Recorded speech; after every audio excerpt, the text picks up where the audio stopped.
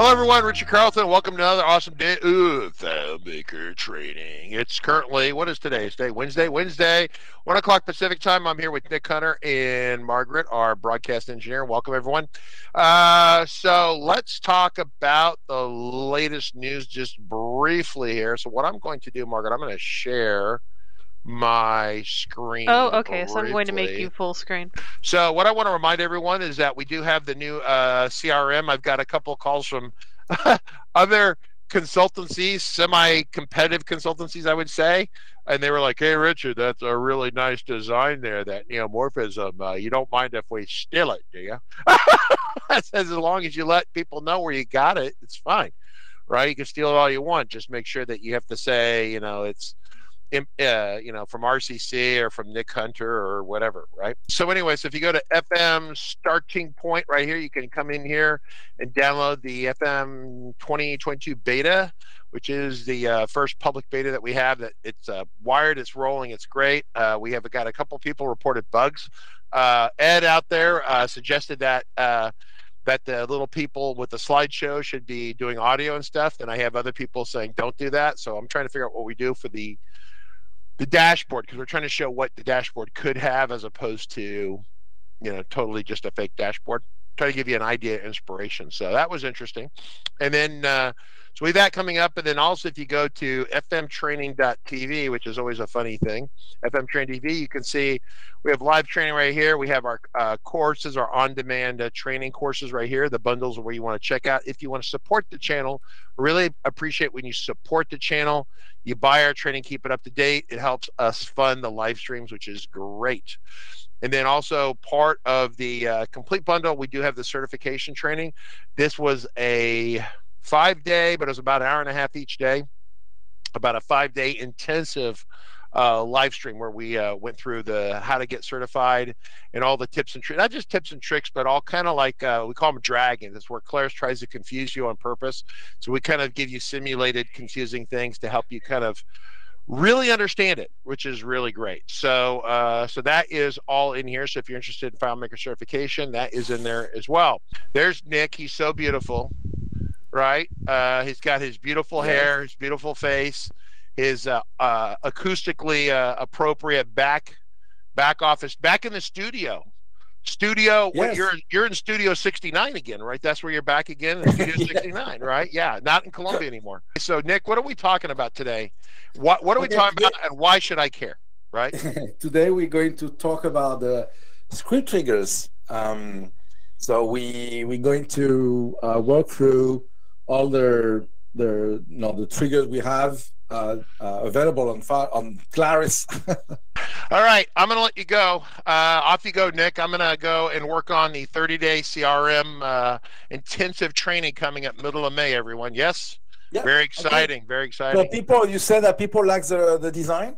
Yeah, I had a compliment from a certain person I'm going to buzz out. His name is, and he said it was really amazing and that he was going to steal the design because he wanted to show it to some customers in FileMaker. And of course, I'm sure he wants to tell them that it's his, which I guess is okay. It's fine. But it's when another CEO from another FileMaker consultancy, legitimate kind of big time guy, comes to me and goes, hey, this is really great. Can I steal it? And I'm like, okay, right?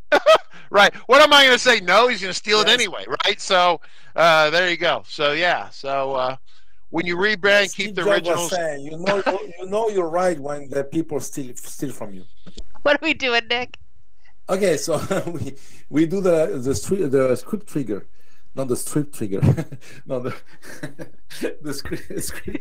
Script triggers, okay. So yeah, that would be interesting. It's not only I will explain what they do, but I will tell you when to use them, and also I will show you what I'm doing with that, right? So how I'm doing it, why I'm doing them.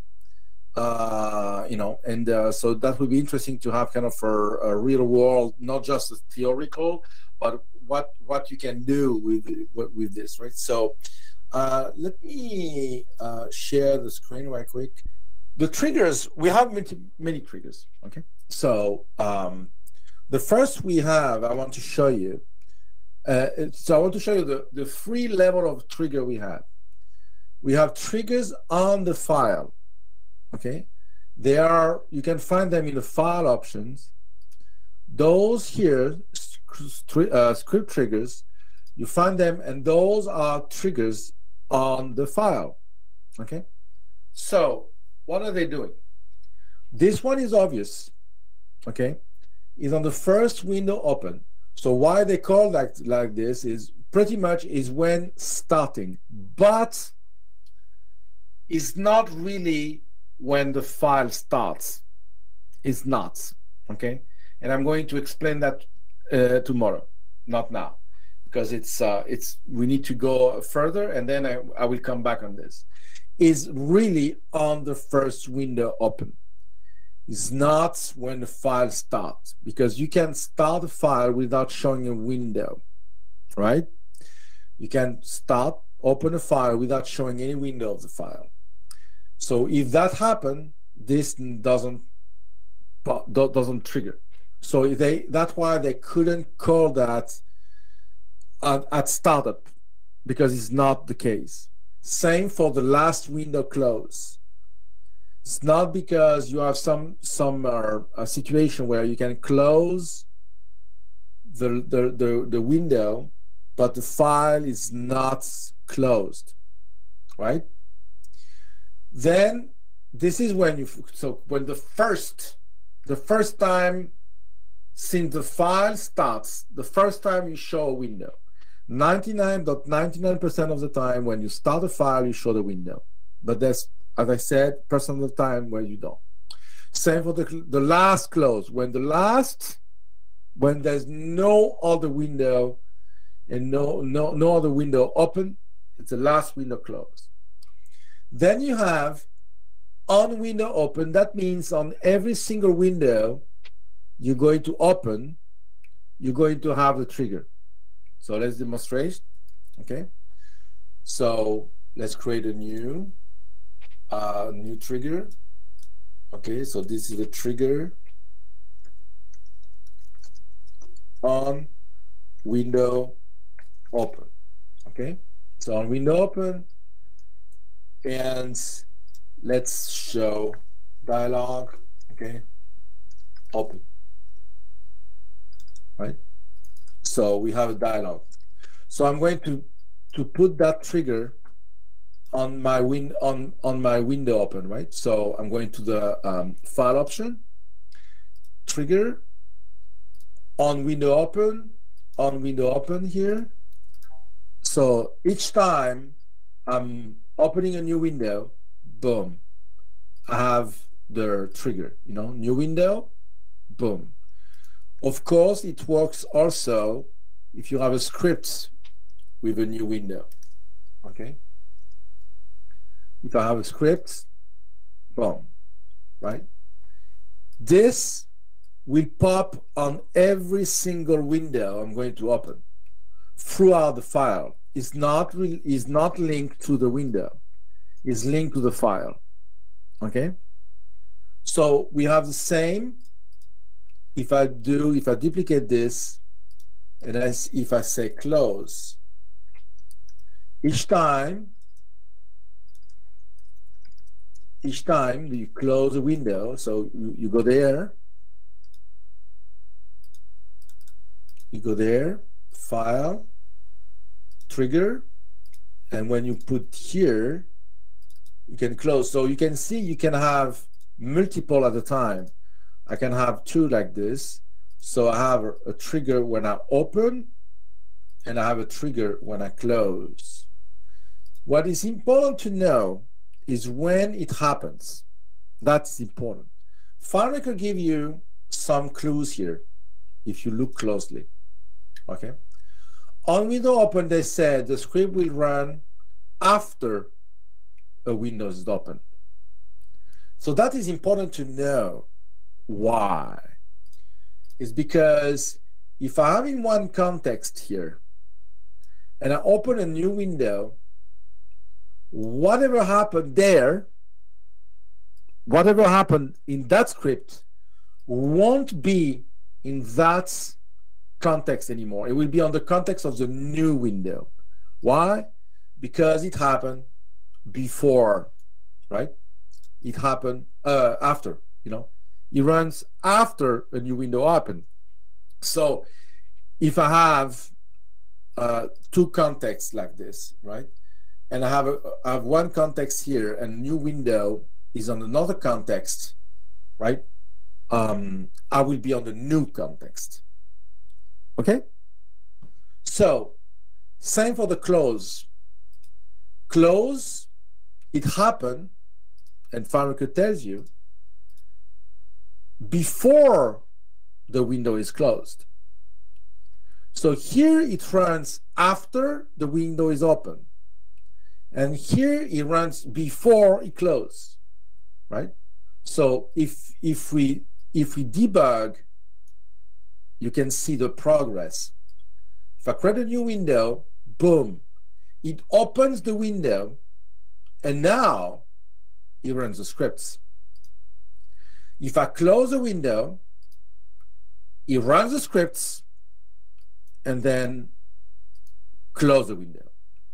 So that means I can say here, you know, I can block it. If I do something like this, right? I can, here I won't block the opening of the window. You know, I put the hat here, I'm not blocking it, okay? Because actually I didn't want to do that, but if I put that here, if I do this, I can prevent the closing of window. I know that's interesting, huh?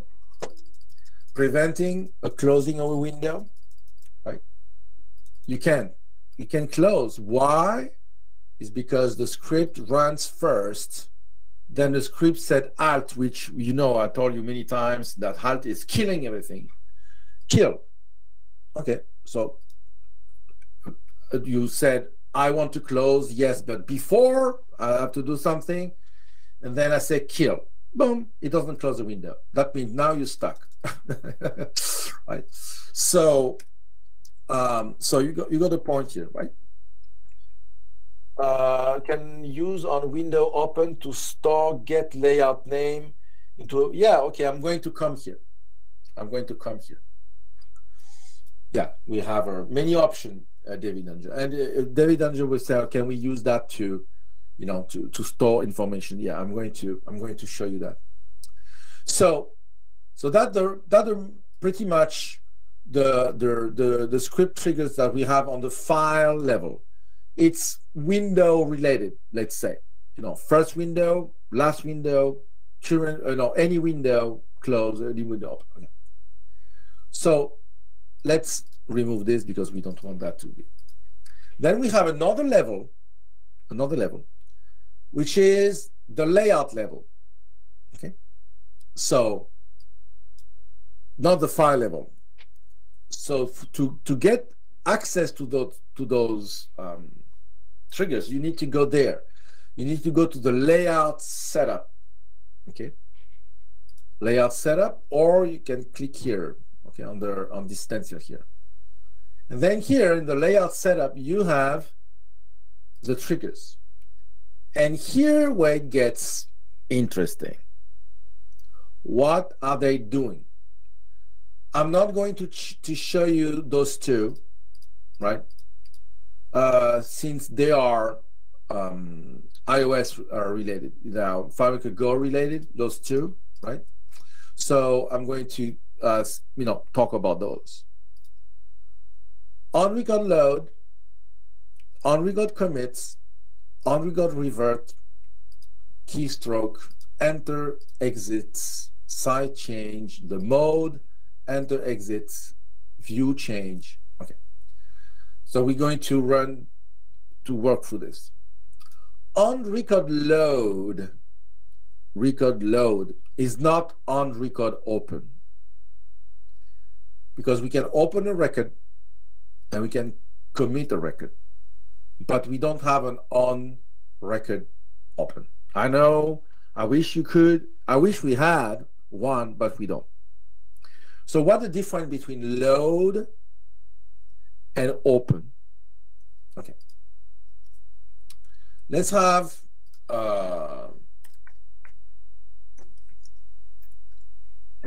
And let's have my friend Scott Kane here. Okay, so now I have 3 records. What is loading a record? It's just going to one record to another. I'm loading the record. Load, load, load, load, load. I load the record. Okay. Proof of it. Proof of it. I will just do a trigger here on record load. Okay. And I'm going to do this. Okay. And I'm going to attach to my layout setup, I'm going to attach the load. Okay. So on record load, boom, I have this. I click here, I go to another layer, I'm going to a previous record, boom, load. Another record, boom, load. That record load. It is not record open. This is opening a record. Close, that committed, closed. Close, save, or whatever you want to call it. FileMaker said commit. Commit the record, committed record. Okay. Here, it's open. It's not load. Load is each time you go to a record, load. So you understand now that if you put something crazy on the record load, each time you go, you will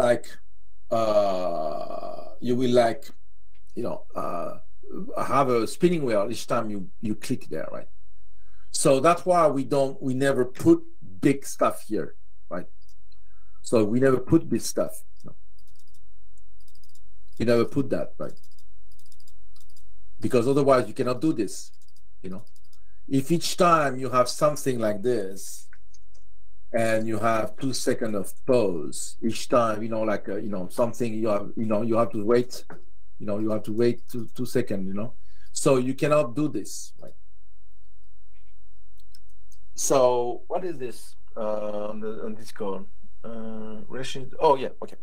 So the on record load, it's each time you load a record, pretty much. When you want to see a record on the layout, right? It is not open. What happens for question here, Blair? What happens for record load in list view or table mode? It happened the same. It happens in Sanity. So if you're there, you load it. It's that's why. You cannot do crazy things, right? You load it, right? So you don't load all the time. FileMaker cannot open. FileMaker can load. Can display multiple records in list view, but it will load the first automatically, and then you have to click on another one to load it, right? Otherwise, it doesn't do anything, right? But each time you click, you load it, right? So the on-record load, you can do interesting things with this. First, the thing I like to do is to set a variable, because this is easy, a global variable, current record ID, okay, or current ID. Okay. And it is the ID of my record. So each time I'm loading, so let's go back to the form view. Not this one, here. Each time I'm loading a record, it changes the value here, see? it changes the value. So it means that at any time I have the last visited ID of the record on each context. Let me explain. Let's say here I have, this is the contacts. It's a contact table. Okay. And I have an accounts table. So that will be the ID contacts. Okay. And let's say I have an ID account, right? So now I have two layouts. I have accounts. So I have accounts, RCC, Claris. Okay. So I have two accounts here, right? Okay. So I have an ID here and I have an ID here. So let's say I have, right, an on-record load. I have an on-record load for contacts, and I have an on-record load for accounts. And each time here, I'm saying current accounts ID on this one, okay? And here, it's the current contact ID. And I'm putting on each of my layout where I have accounts here on record load. So this is accounts, right? And this here is the contact. So now, look what happened. If I go to my accounts and I load, now I have, oh, sorry for that. Now I have, okay, I changed the idea, don't forget. So you have the current contact ID and the current account ID. So each time you navigate, you go there and then you go there. So you have the latest ID of the latest record visited on each, our context you want to monitor that. So that means, for example, I can go there, contacts, open a new window, a CalStar window in another context, right? And I can create records and I can take that ID of the latest, of the last visited, record. Like, for example, something simple like this. I want to attach a new contact, right, to their automatically to an account, right? So I want here in the contacts, I want to have the IDF, the foreign key of their accounts, right? For example, And here what I'm doing. On the auto entry calculation, I'm saying current accounts ID. It's just what's the name? It's just what's the name? A proof of concept, right? So here I am in contacts. Let's say, okay, let's say we destroy everything. This one and this one. I'm visiting this account, RCC, I'm visiting it. Then I go to contacts and I create a new record. And I say Nick. Okay. And I create a new record and I'm saying March. and I'm saying a new record here, and I'm saying Scott. Okay. Then I'm going, so you see here, the account is 63, is coming automatically. Is this account here? It came automatically. If I change, I'm going Claris, and I'm going to contacts, I'm creating a new one, and now it changed the ID. Because I went over there, changed the contact, and now I can create, I can link without anything, without doing anything. You know, without script, without button, without any, you understand? So you can create, let's say you create a new window, and everything you create from that window will be created with that ID. You understand the advantage here, right? So it's cool, you know, because automatically it links the things to, you know, thanks, because here on the record load, automatically I get always the latest ID of my stuff, the latest visited, always, on everything. Current contact, current account. Let's say you have invoice, the last invoice, the last estimate, the last visited. So, and you know that the ID of the last visited of everything is available to you without relationship, without anything. So it's a good technique to learn. Let's move on. So you understand, you know, what I want to do here. You can do something else also that could be interesting to do. Something like this. Okay. If get record, you know, the open state equal 1, right? You can have a show. You can have a dialogue here and say, okay, new contacts.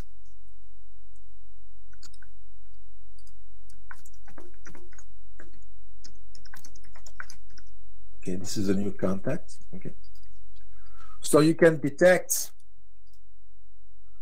when you load a contact when it is new. Let me explain. If I'm loading contact here, nothing happened. I'm loading here. But if I create a new contact, it's a new contact. So now you have the possibility to say, yes, I load the contact, I load the record, but I'm loading a record that is new. And then you can trigger something. So you have a new trigger that says on new record, right? Because you hijack the loading and you say, yeah, but I'm loading a record, but if the record is new, right? I want to do something, you know? Get out of here, open a new window, send an email, whatever, right? Or whatever. You can trigger whatever. But now that is new, it's not new anymore. So you load it normally. So how it works, you know, new record, right? You do whatever you do, and then you say, okay, but if the record is new, is a record open state equal 1. 1 is when it's new. New, never committed. 2 is modified but not committed. So you have multiple. You can go and on the help and see. Okay. So now I can say, yeah, okay. If it's new, then do something. Okay. Do whatever. So this is a good way to do the on new record, right? Let's continue the trigger. Now we have the on commit. So also on, if you open my production, you will see this is used, this is used, this is used, this is used sometime, this is used. I'm using many of them, but on very small thing. I'm not putting crazy thing. I'm not saying on record load, export 2 billion records, import 3 billion records, And I'm not doing this, right? I'm doing really small thing like set variable. And if it's new, do something. Okay. Only if it's new. So now we have an on record commit.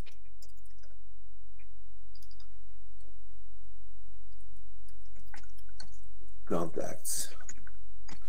So this is interesting. So what can we do with this on the record commits? Okay. So when that happened, by the way, show dialog commits. So when the on record commit happened, okay, when an attempt is made to commit record change, that means when you try to close the record, let's say, if we want to validate, you want, actually what you don't validate a record, but you want to validate the latest field, active field, and then you want to close. You want to get out of here, release the record. So you can trigger something here when you do this, and I'm using that a lot, right? So when you, let's say you have this record here, right? You open it, okay, and you close. Nothing happened. Open, close, open, close. That's why FileMaker didn't use the word closing. I used it to tell you, to explain to you, but it's not what happened. It's when you commit. If I put something here and then I commit, bam, committing. But now if I click and close, click and close, click and close, click and I don't commit. You understand? Closing is not the action. It's on if I change something, then I commit. Right? So commit is interesting because if you open the record, not load, okay? Remember, when you open the record and when you close it, you commit nothing. If you do open the record, you change the record, and you close the record, you commit. Right? Let's formulate that way, not to be sure. Need to use the on record load to block the option to change record in layout. No, it's not. It's not. I'm going to show you how to change a record. I'm going to show you how. So it's not on load. Load, you won't, you will block you from getting out of here, but or you will block it to load it, but you won't, you will be stuck on the record. So so that on commit. So what can we do on commit? Okay, and here, because on commit, it is a time we use that to update things, go all over the place.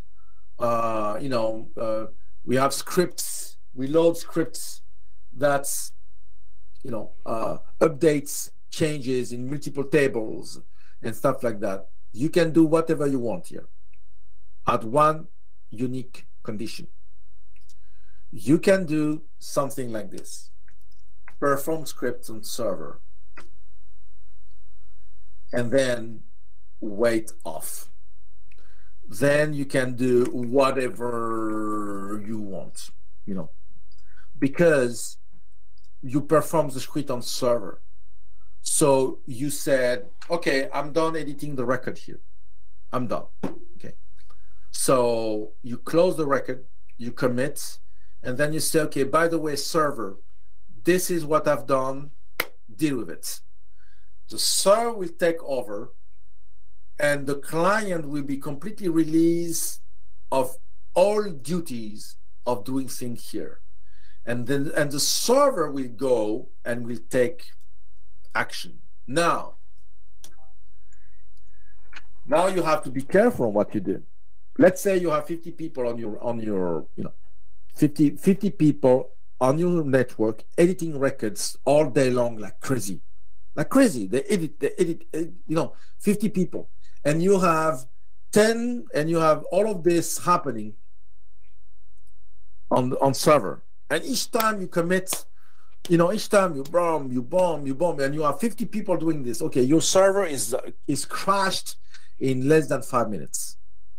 I'll tell you, because you overload you overload what's the name, their server. So it's a balance. It's a balance of good understanding. Tomorrow I'm going to show you more options on this, right? What we can do on regard commits. Today I just want to walk through and show you all the options we have, right? So then we have on reverts. This one is less interesting, to be honest with you. I'm going to explain to you what it's doing, but it's not the one that we use the most. On commits, of course, yes, because it's when we commit is when we save, pretty much. So when we save, we want things to happen. But on reverts, it's only the revert action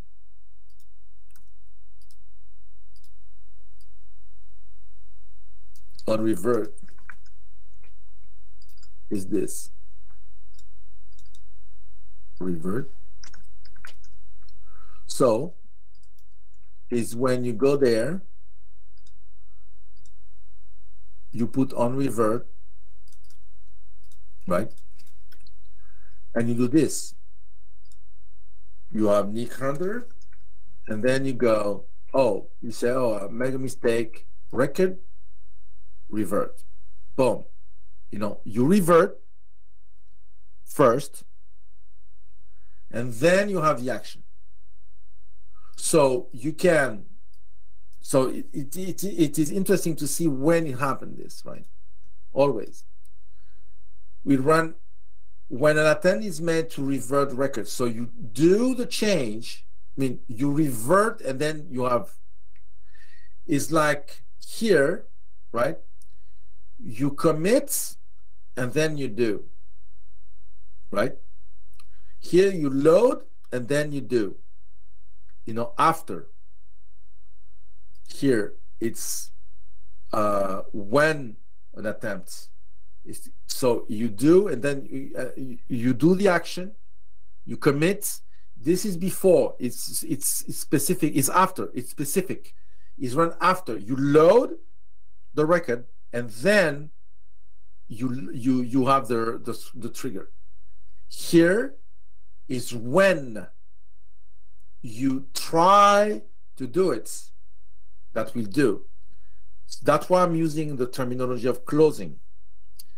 It's when you try to close a record that will attempt to commit, but it's not sure that it will succeed. That's why they say that when an attempt, and here is the same, is when an attempt of revert. So you revert, you attempt it, and then if you succeed, then you have the action. So the revert is interesting because let's say I'm doing this, right? And I revert, and it didn't succeed. It didn't succeed because I said cancel, right? Then no trigger happened because it didn't succeed. Do it again. Let's say I have this record, okay? I'm doing a change and I want to revert. I succeed, revert, I succeeded, boom, I have the revert trigger. But if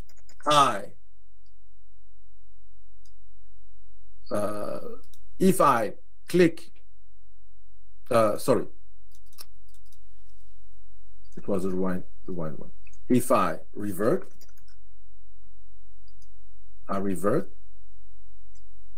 and I don't succeed, I mean I cancel. I didn't finish the action. I don't have the trigger coming. It didn't even try, right? Okay, so that's a revert. Revert is when you want to cancel what you just did. Okay. So now let's do the on layout keystroke. So this one is, I like it because I'm using a lot. So, and this is the one that you need to use, David, to block editing. So, so they're on record. No, not on record. Sorry, it's on. Yeah, on record. On record. On layout keystroke. Sorry.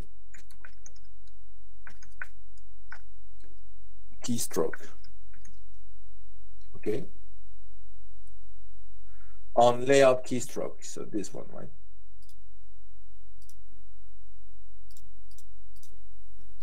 So this is interesting to know the difference because those are on records.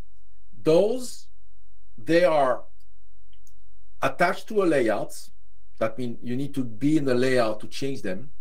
So you can have two layouts with two different setup of triggers. But this one is on the layouts.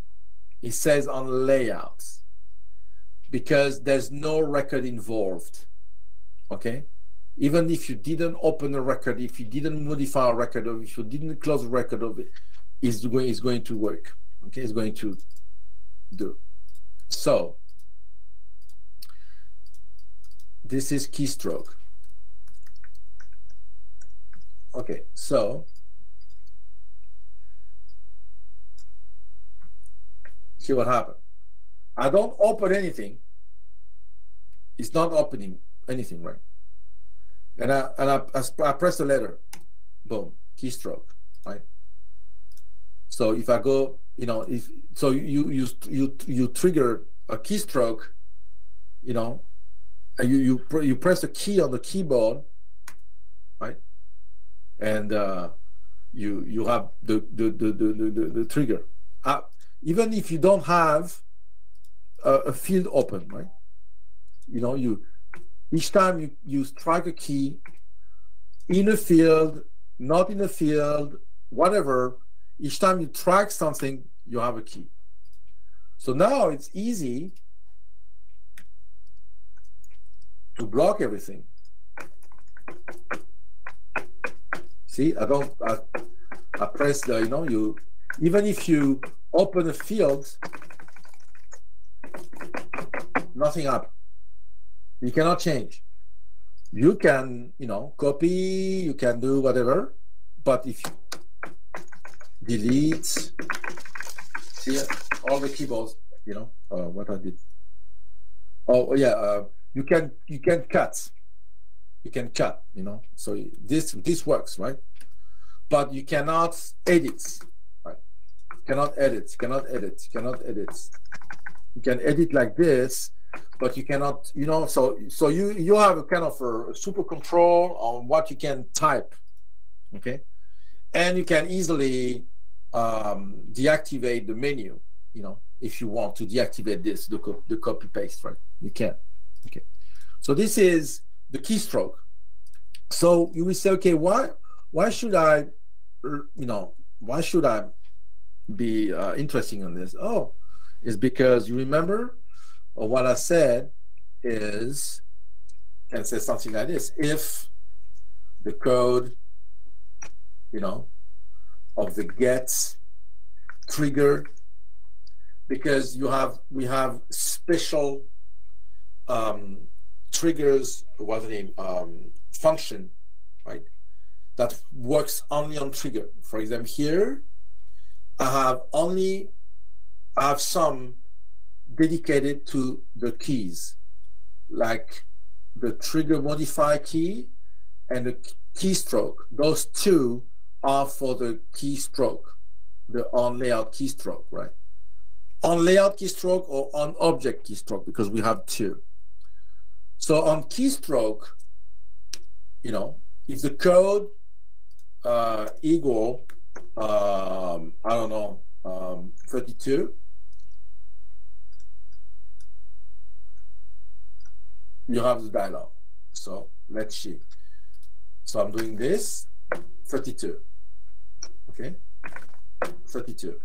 So what is 32 is space. Each time I press space, I have the dialog. Space, I have the dialog. But it does the character, right? It does. See, it put the character. I have it here. Let's say I want to block this. I want to intercept the code 32. I want to show the dialog, but I don't want anything to happen after that. I want to intercept the key. I want to do the action, but I don't want the key at the end. No key. It's empty. No key. No key. No key. If I do, remove the alt, I have the action, but I have the key. See, it's there. You can see the cursor advancing. See? With the alt, no. So you see, it's interesting to see how those things are behaving. Okay. So that was the keystroke. So here we have to go. Okay. Hi Nick, this will be only time I can ever stay this. Trigger or on record load for on record load, trigger OM for on object modifier. I think he's saying he uses those abbreviations. Oh, the abbreviation. Okay, yeah, it's up to you. I got you, P brain. And then you had an earlier. I don't know if you forgot this one. It was from David Angel pretty early on. Can use on window open to store get layout name into a variable to get track of previous layouts. Yeah. The layout name. I'm going to arrive to the layout name. So it's not on record load the layout name. So now we have this. Okay. So we have the on layout enter and on layout exit, right? So on layout enter, this is where you do what you want to do. Put the on layout enter.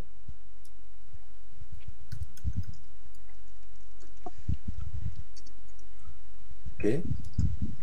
Then you can say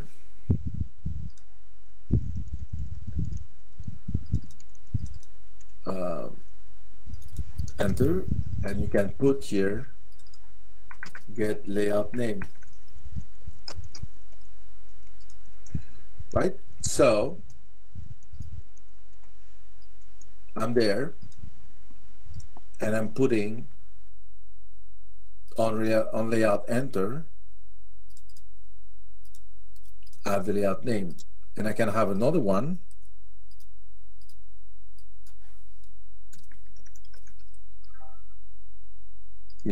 and put on this layout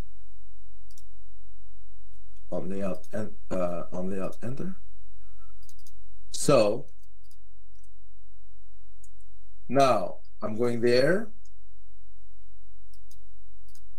Oh, maybe I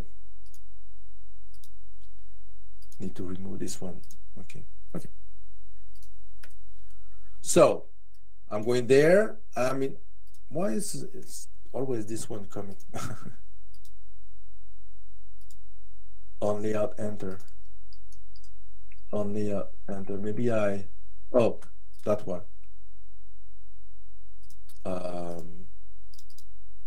which one I modified? I modified it. Okay. So this is enter. And I wanted the get layouts name. Don't know why I didn't. Okay. Oh, sorry, Shigal. I was answering a question and another thing. You put it in the wrong script. You put it in an open script, apparently, which is why it's not working. Yeah, it's okay. No problem. So, so now, contact, enter. Account, enter, account, right? So, account and contact. So, when you enter the layout, also, you need to be careful on this, because if you do new window, it's entering the layout as well. Okay? So you need to be careful, because we have on open window, on layout enter, so you can have conflicts when you play with this too much, right? You can have conflicts, and you can have crazy things happening without, and you have, difficulty to understand what's going on. Sometimes it happened to me, so I know it can be it can be tricky, right? So that's why you need to stick with a discipline here, and you know what you do. Typically, when I'm entering a layout, I'm not doing anything else than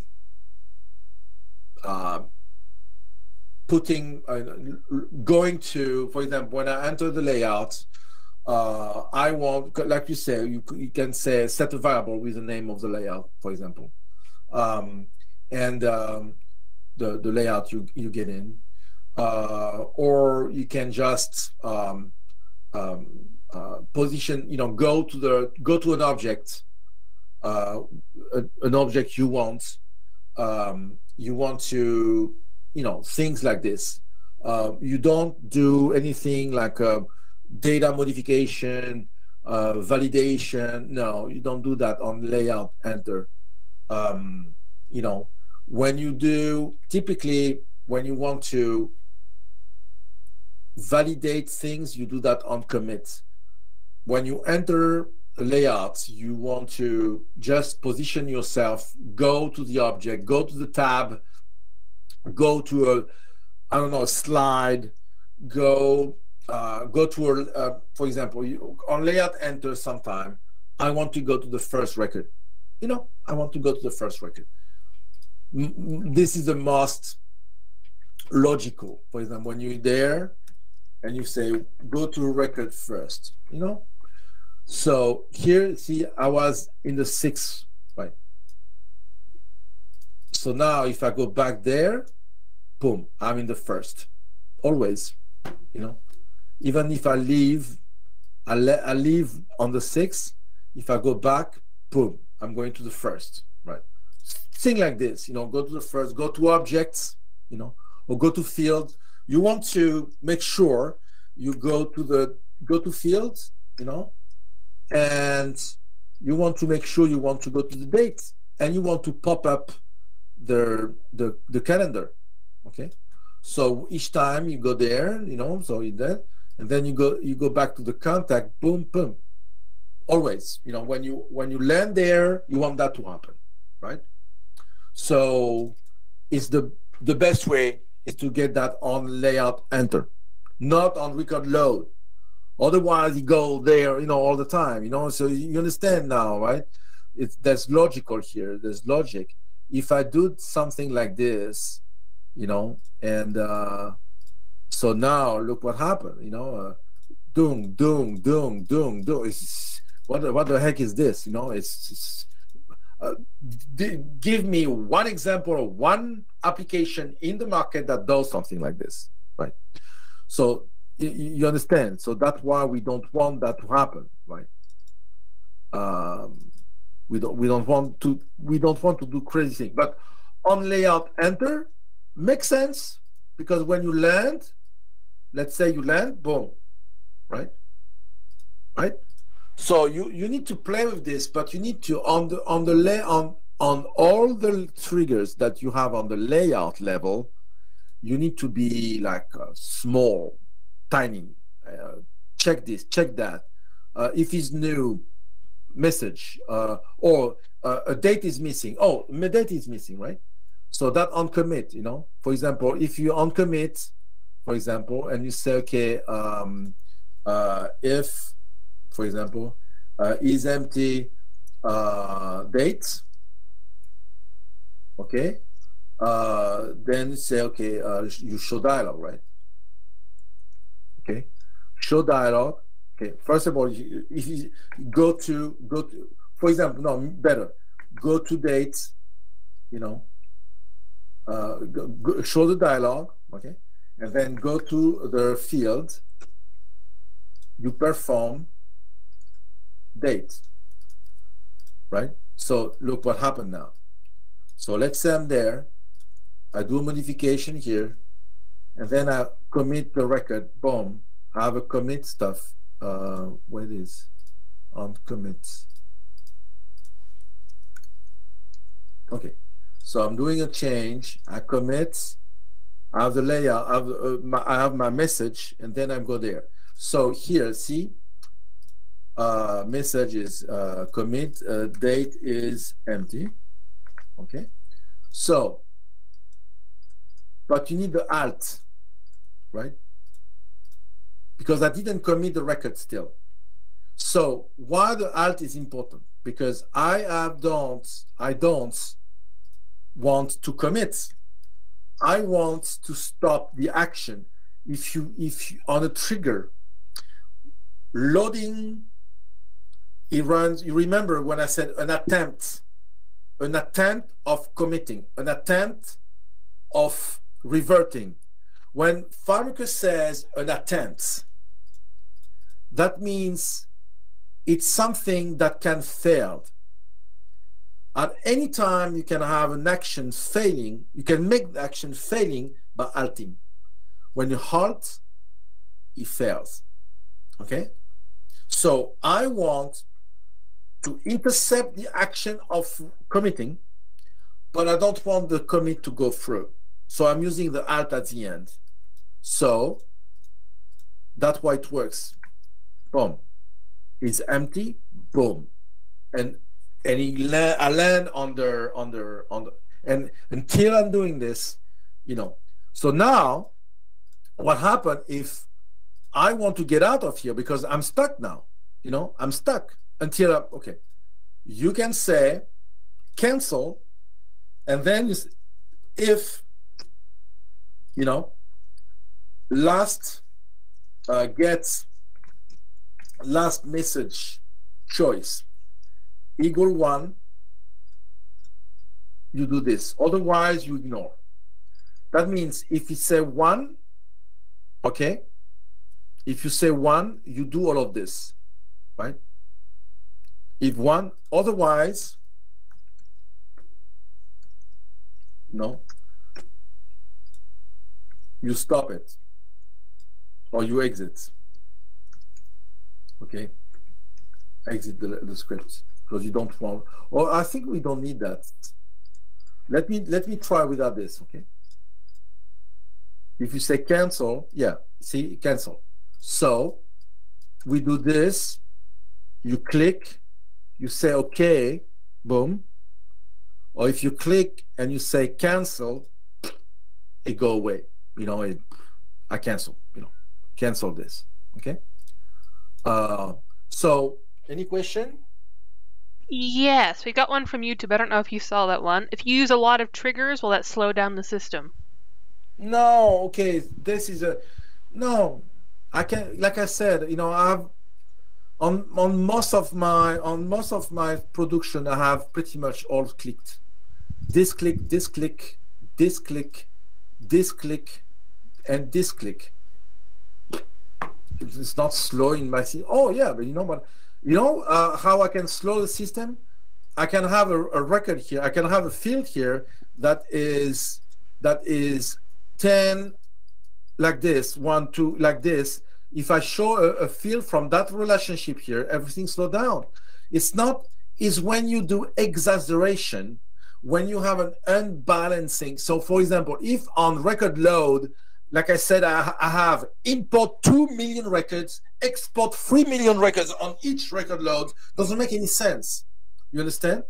So that's what you need to understand. Now, if you have on record load, you have something like this, you won't see it. You know, you won't see it. It's just, you know. So you need to do, you know, small things, right? Like on commits, yeah, you can have multiple perform script on server.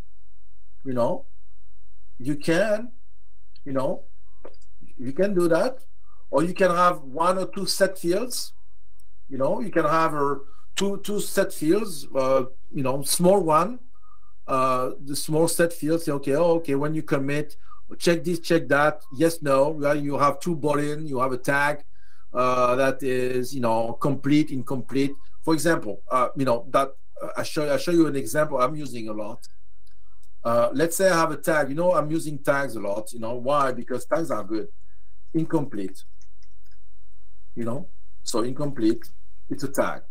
I want to know when I just want to know when the record is incomplete. I don't want to lock people. I don't want to piss off people. I just want to know this guy, this is incomplete. So, and what is incomplete? What is incomplete, right? But on commit, I say here, so I have this. If it's empty, the date, show I have this stuff here. Or, for example, I can say if name, if the word count, for example, on name, is name or yeah, name. Where is name? Okay. Is word count name inferior to 2, then set fields incomplete 1. True. Okay. It's incomplete because this is not, you know. And then you can have something cool like this. You have a text here say incomplete. Right. And I don't know, you know, you put it red or whatever, you know, you have something like this, right? You put this here, is incomplete. And you say under show when, right? You want to hide this not tag. You know, when there's no tags, when the tag is empty, right? When it's not there, when it's not there. Right? So I said Nick. Okay, so I have. Okay, so it's incomplete because I said Nick. If I said Nick Hunter, why is said no? Inferior or inferior to 2, yeah. So I don't know. Just to build me up, but you understand the concept here. If word count name, word count inferior to 2. Oh, inferior or equal.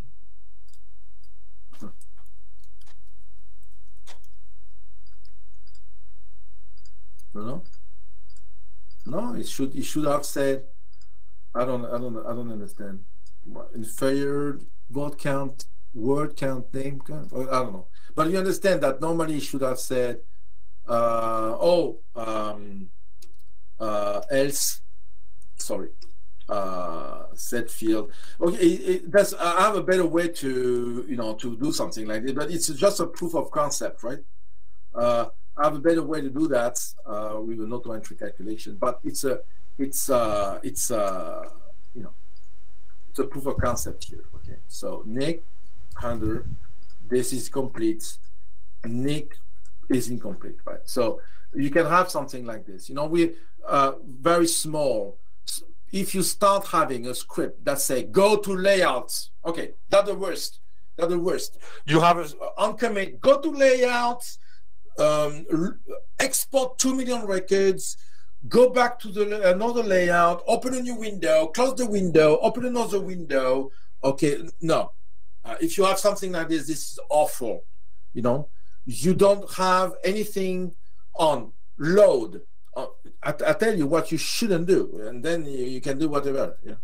On here, on load, commit, revert, keystroke, enter, exit, on all of them, you don't leave the place. You don't leave the place. Period. Don't leave. Otherwise, you are flickering. You know, you open, close. It's terrible.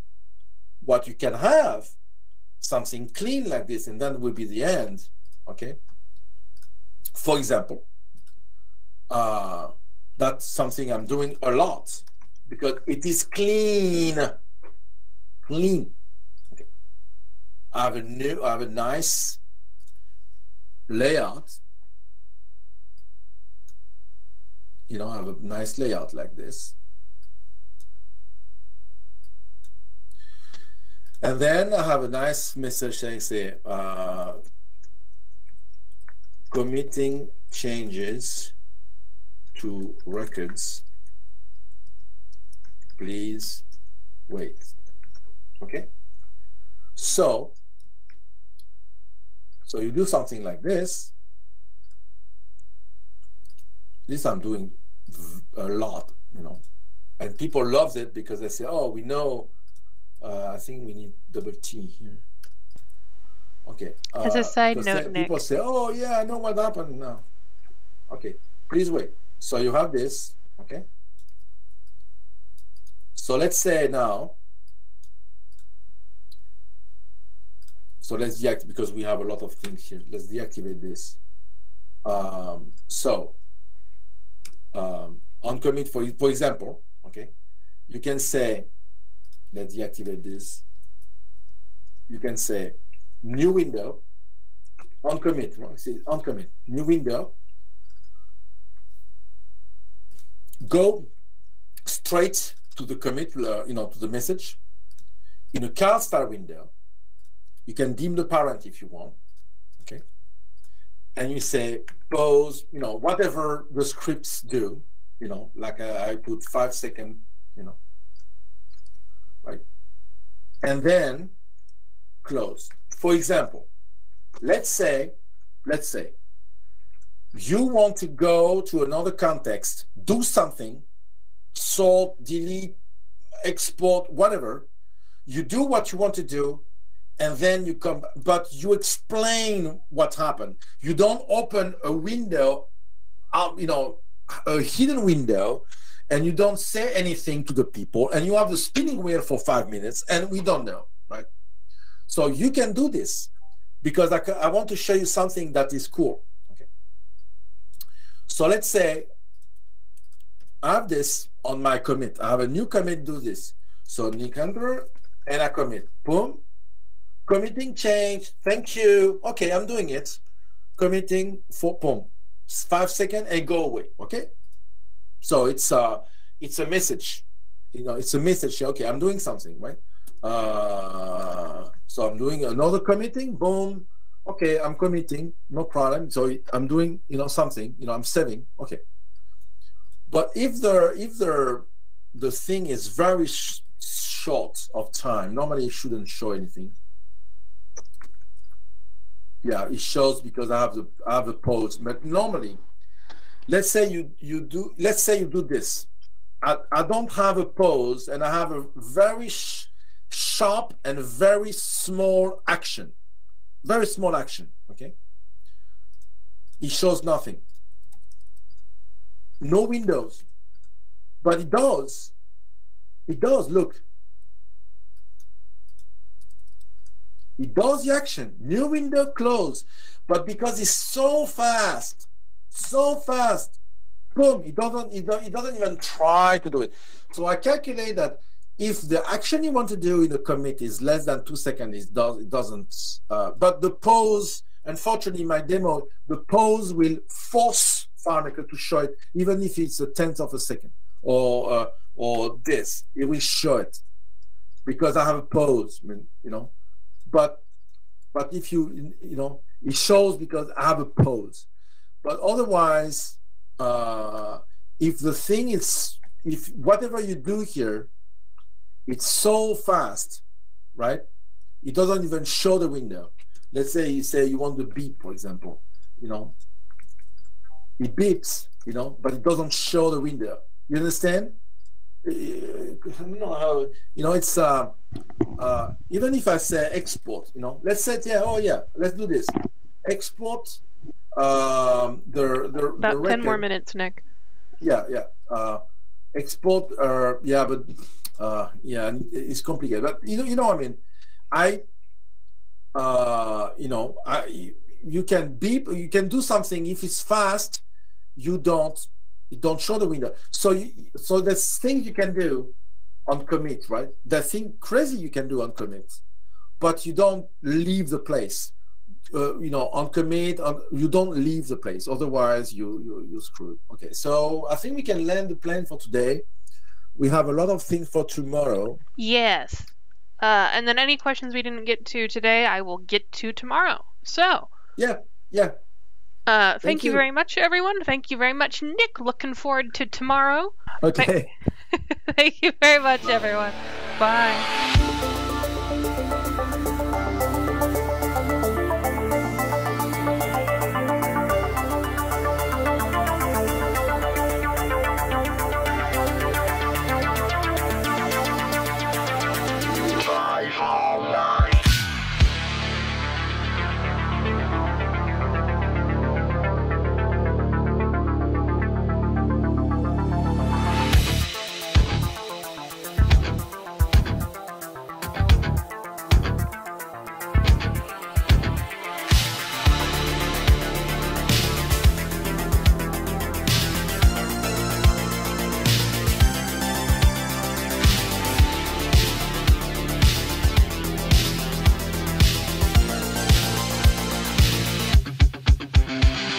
Got a report of an individual up here who may be a FileMaker license.